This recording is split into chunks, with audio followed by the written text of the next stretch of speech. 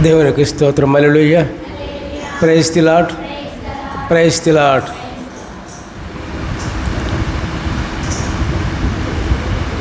పాత నిబంధనలో ఇజ్రాయేలీలు వాడింది దేవుని చేత చెప్పబడింది ఏంటంటే మందసము.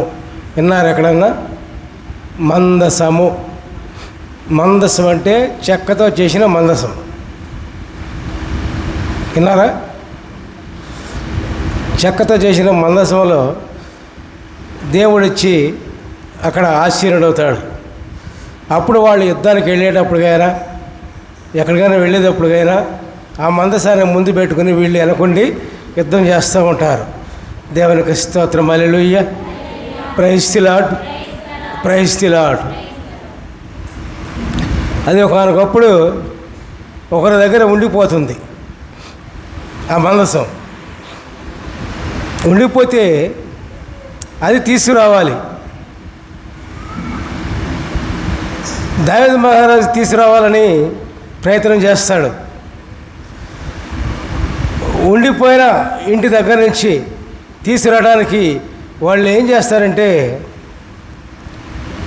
కొత్త బండి మీద ఆ మందసాన్ని పెట్టి తోలుకొస్తూ ఉంటారు ఎడ్లతో. కొంత దూరం రాగానే ఎద్దుకి కాలు జారి మందసం ఒరుగుద్ది. ఒరిగే వరకు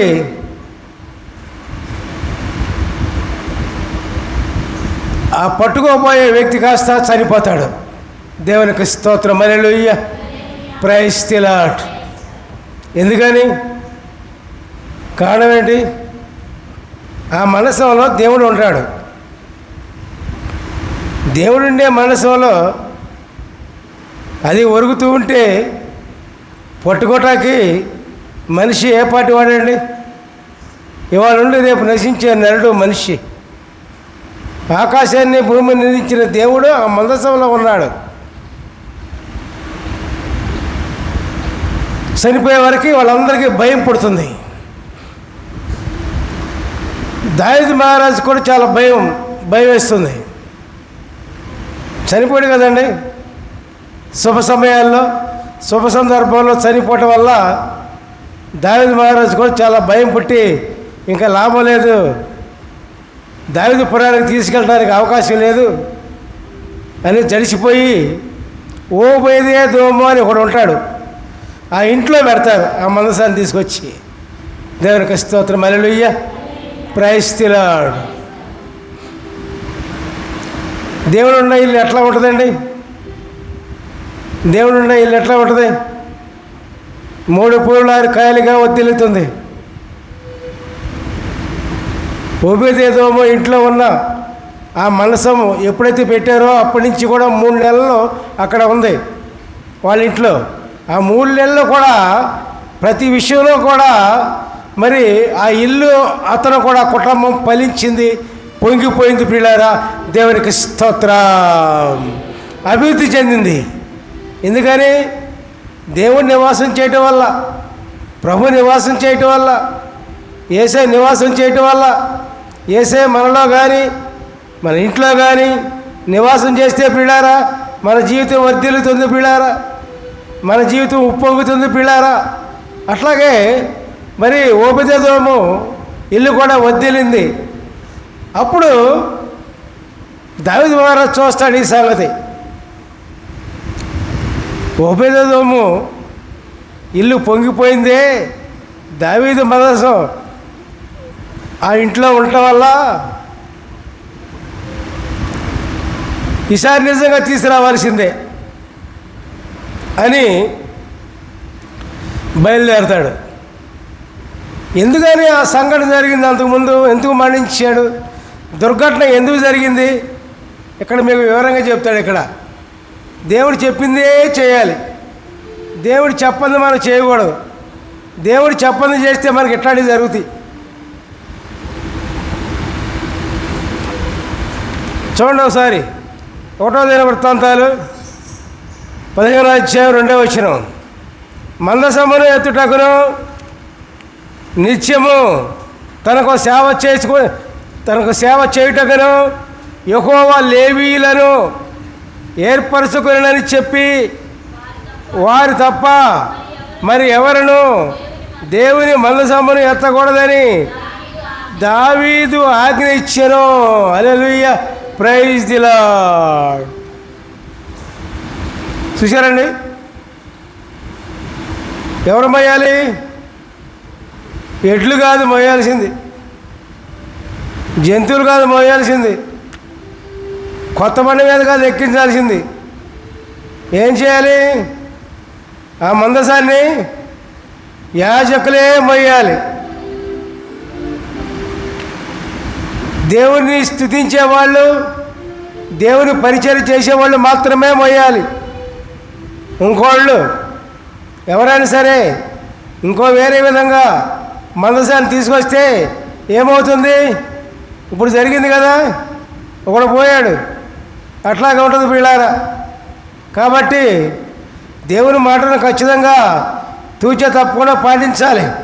అప్పుడే మన జీవితం, లేకపోతే మన జీవితం లేదు పిల్లారా.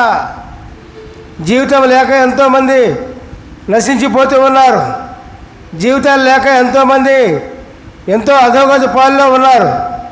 జీవితాలు లేక దేవుని మాట వెనక, ప్రభువు మాట వెనక మరి ఎటు పోవాలో, ఏ మార్గం పోవాలో, ఎటువంటి మార్గంలో పోవాలో దిక్కుతోసుగా ఒక గుడ్డి వారి వలె తడుస్తూ ఉన్నారు పిల్లారా.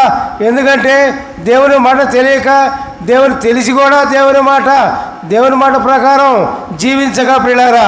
దేవునికి స్తోత్రం. ఇక్కడ అదే జరిగింది మందసం విషయంలో కూడా. దేవుడు ఆ మందసాన్ని మోయటానికి దేవుడు చెప్పినట్టు చేయకుండా, యాజకులతో మోయించకుండా వాళ్ళు కొత్త బండిని కట్టి ఎడ్లతో తోలించారు. అందుకని ఆ యొక్క విపత్తు జరిగింది పిల్లారా. మరి ఆ విధమైన విపత్తు తెలుసుకొని దావీదు మహారాజు మరలా తీసుకెళ్ళటానికి బయలుదేరాడు. దేవుడు అంటే ఎంతో ఆశ దావీదు మహారాజుకి. దాని ముందు డ్యాన్స్ చేస్తూ ఉన్నాడు. మందసం పోతూ ఉంటే యాజకులతో కట్టించారు, మందసం తీసుకెళ్తూ ఉన్నారు, దాని ముందు డ్యాన్స్ చేస్తూ ఉన్నారు. డ్యాన్స్ చేస్తూ ఉంటే ఆ ఇంటి దగ్గరికి వెళ్ళగానే తన భార్య పైనుంచి చూస్తూ ఉంది. భార్య పైనుంచి చూస్తూ ఉన్నప్పుడు ఈ దావీదు మహారాజును చూసి వ్యసనపడింది. దావీదు మహారాజును చూసి సిగ్గుపడింది. ఎందుకు? ఆత్మ లేదుగా, భార్యకు ఆత్మ లేదు. దావీదు దేవుని చేత ఎన్నుకోబడ్డవాడు, కానీ భార్య దేవుని చేత ఎన్నుకోబడ్డది కాదు. ఆమె సౌలు కూతురు, సౌలు రాజు కూతురు. అయినా దేవుని ఆత్మ లేదు. మరి దేవుని ఆత్మ లేకపోతే మరి సౌలు రాజు ఏ విధంగా నశింపయ్యాడో, రాజరికం నుంచి తీసివేయబడ్డాడో అట్లాగే ప్రియులారా మరి ఈ దావీదు మహారాజు కూడా భార్య ఎంత తనను అసహించుకున్నా ఏమి లెక్క చేయలే. దేవునికి స్తోత్రం. దేవుని వైపు చూస్తూనే ఉన్నాడు, దేవుని మార్గంలో పోతూ ఉన్నాడు.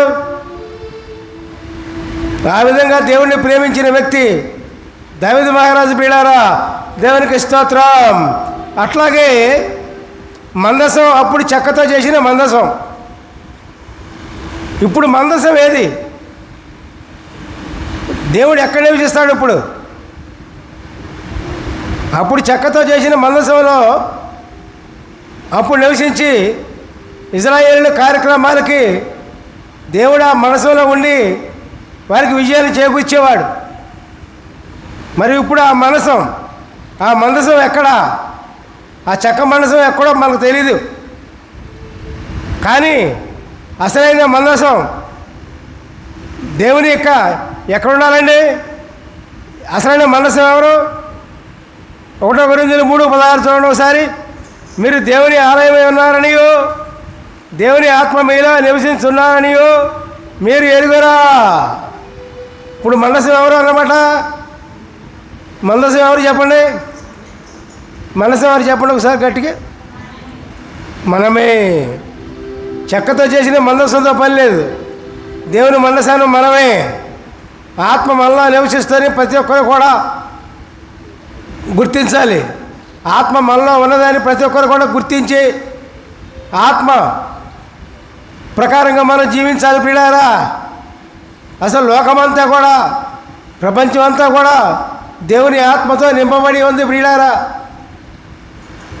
దేవుని ఆత్మతో నిండి ఉంది ప్రియులారా.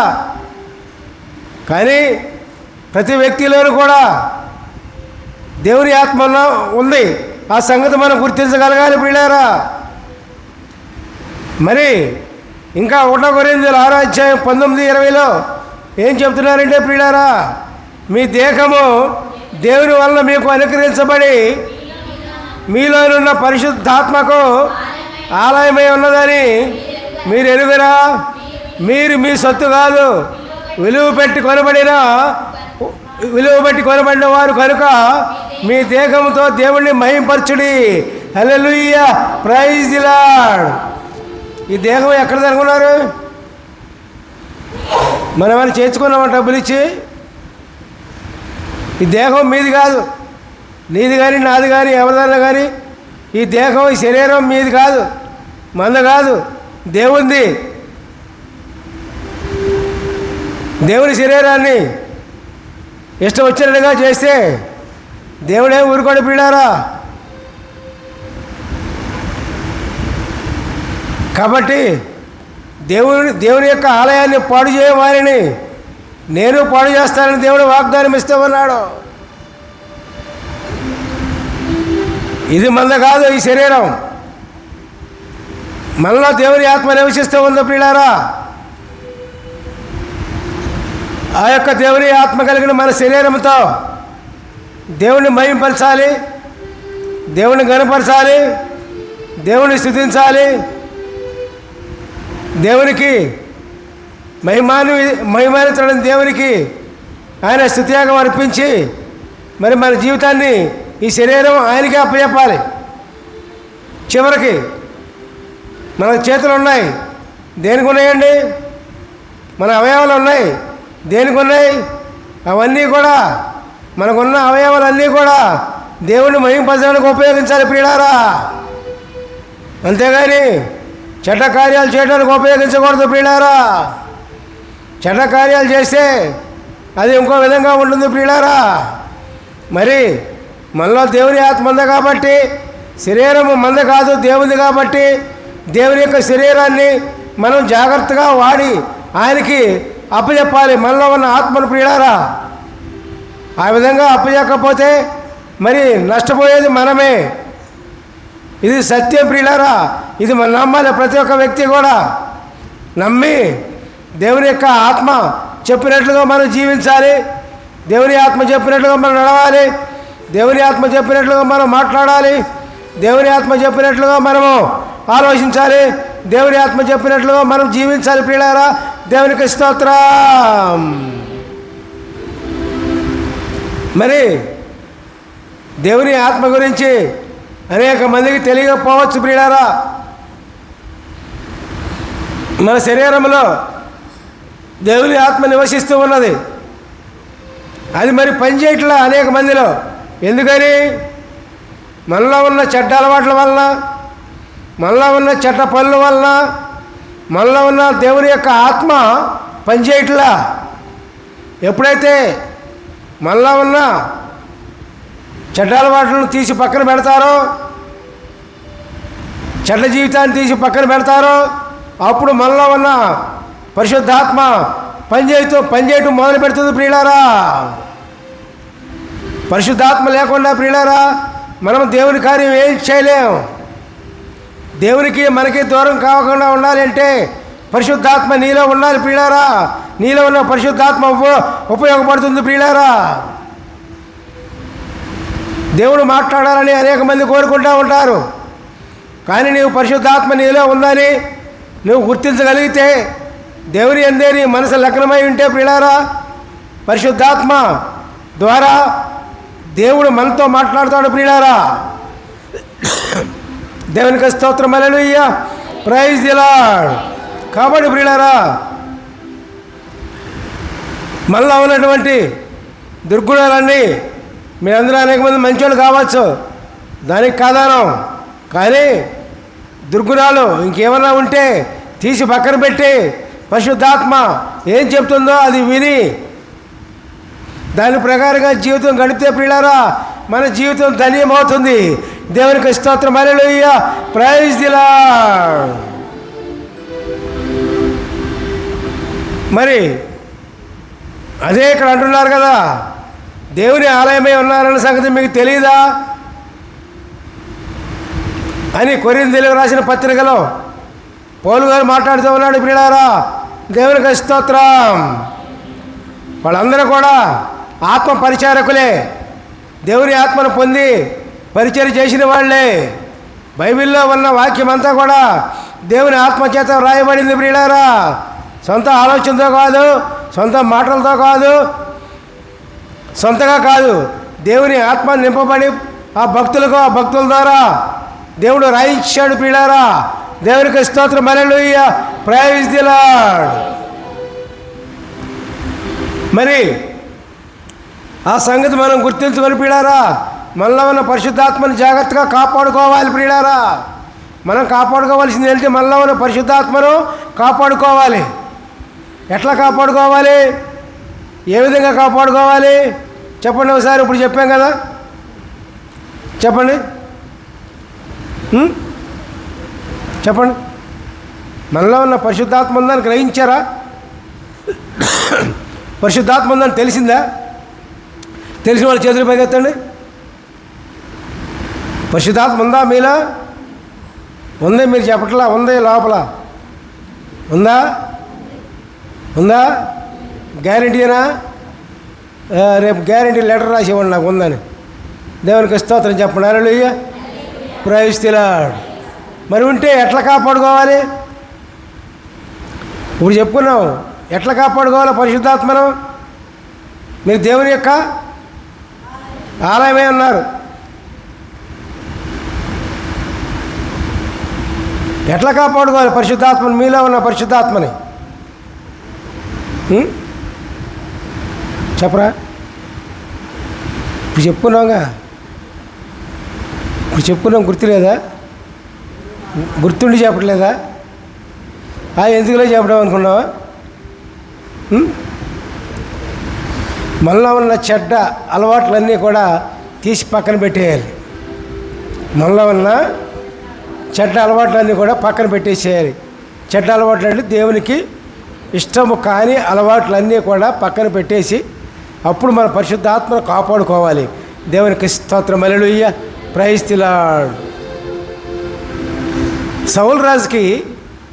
సౌల్ని రాజుగా చేసినప్పుడు దేవుడు ఆత్మను పంపించాడు. కానీ ఆత్మను కాపాడుకోవడం చేతకాల సౌలు రాజుకి. చివరికి ఆత్మ పోయింది. ఆత్మ పోయిందండి. అప్పుడే దావీదు మహారాజుని ఎన్నుకున్నాడు దేవుడు. కాబట్టి ప్రియులారా మనలో ఉన్న ఆత్మను జాగ్రత్తగా కాపాడుకోవాలి. కాపాడుకున్నప్పుడు మాత్రమే మన జీవిత పర్యంతము మనకి ఈ లోకంలో కానీ దేవుని రాజ్యంలో కానీ దేవుని దగ్గరే మనం నివసిస్తూ ఉంటాం. దేవునికి స్తోత్రం, హల్లెలూయా, ప్రైజ్ ది లార్డ్. అది దేవునితో నివసించడం అన్నది మనం ఈ లోకంలో ఉండగానే మనం అలవాటు చేసుకోవాలి. దేవునితోనే మనం జీవించాలి, ప్రభుతోనే మనం జీవించాలి అన్న మాటని మన పనులను మరి మనం గుర్తు చేసుకుంటూ ఆయనతో జీవించి మనం చివరి వరకు కూడా ఎంతో నమ్మకంగా జీవించగలగాలి. ప్రియులారా ఒకరోజు మారు మనసు పొందామంటే ఒకరోజు పని కాదు, 2 రోజుల పని కాదు. ఇవాళ మారు మనసు పొందామలే. ఇప్పుడు వచ్చిన సమస్య ఏంటంటే జనాలది బాప్తిసం తీసుకుంటారు అనుకోండి, మేము రక్షించబడ్డాం అనుకుంటారు. బాప్తిసం తీసుకునే వాళ్ళు ఏమనుకుంటారు చెప్పండి? ఈ మాట చెప్పండి, నాకు ఈ మాట చెప్పండి. రక్షించబడ్డాం ఓహో ఓహో ఓహో అనుకుంటాం. దేవుని రాజ్యంలోనికి ఎంటర్ అయ్యావు అంతే. నువ్వు దేవుని రాజ్యంలోనికి బాప్తిసం తీసుకుంటే ప్రవేశించావు. ఎక్కడ ప్రవేశించావండి? దేవుని రాజ్యంలోనికి ప్రవేశించావు అంతే.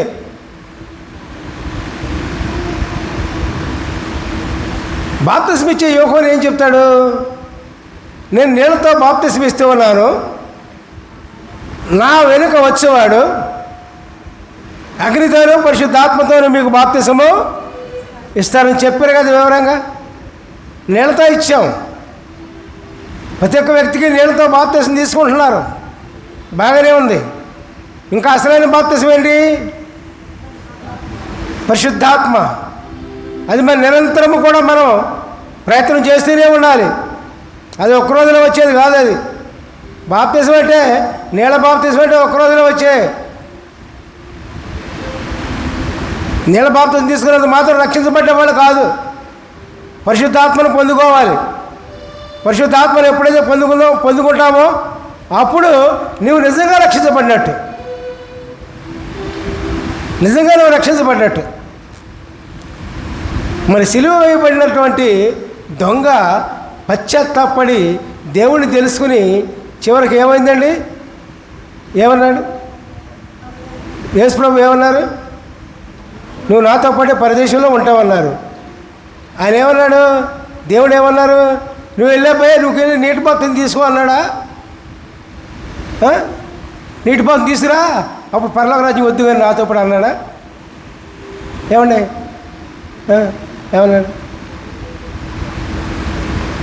నాతో పాటే పరదేశంలో ఉండు. ఎందుకని? మనస్సు మార్పు నిజమైన బాప్తిస్మము. మనస్సు మార్పు అన్నది, మారు మనస్సు అన్నది నిజమైన బాప్తిస్మము. అర్థమైందా? అర్థమైన చేతులు పైకెత్తండి. దేవునికి స్తోత్రం. హల్లెలూయా. Praise the Lord. మీలో ఉన్న పరిశుద్ధాత్మను జాగ్రత్త కాపాడుకోండి. దేవునికి మహిమ కలుగుగా. హల్లెలూయా. Praise the Lord. ప్రార్థించుకుందాం. ప్రభువా మీ పాదాల కొందరంలో స్తోత్రములు. పరిశుద్ధుడ మీకు వందనలు, పరిశుద్ధుడ మీకు స్తోత్రం ప్రభా. పరమోజుడ మీకు వందనలు, పరమోజుడ మీకు స్తోత్రం ప్రభా. వచ్చిన బిడ్డలందరిపై మీ కష్టం ఉంచి ప్రభా. అయ్యా తండ్రి, ఈ బిడ్డలలో పరిశుద్ధాత్మ ఉంది ప్రభా, దాన్ని గుర్తించి ప్రభా. అయ్యా తండ్రి, ఏసే పరిశుద్ధాత్మ ప్రకారం జీవించే భాగ్యం వారికి దయచేయమని నీకు ప్రార్థన తీయు. నా జిన్నేసు ప్రభు దీవెన బతులు ఆడుకొని అడుగుతున్నాం తండ్రి. సమస్త మహిమగంత ప్రభావం యొక్క నామనికే చెందినగా. Hallelujah. Praise the Lord, praise the Lord, praise the Lord. దేవునికి స్తోత్రం. హల్లెలూయా. ప్రైజ్. మీ అందరికి వందనాలు. దేవునికి మహిమ కలుగుగాక.